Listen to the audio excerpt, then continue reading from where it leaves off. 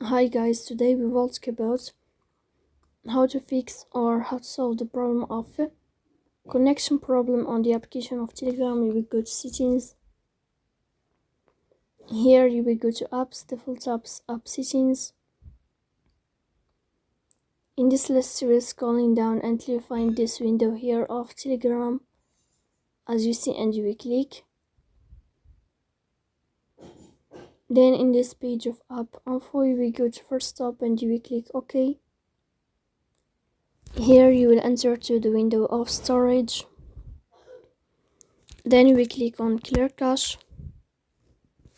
Then you can turn off your phone and you can wait a moment to restart your phone again to fix that problem.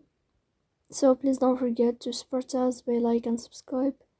See you next time in another video, and thank you for your watching and your attention.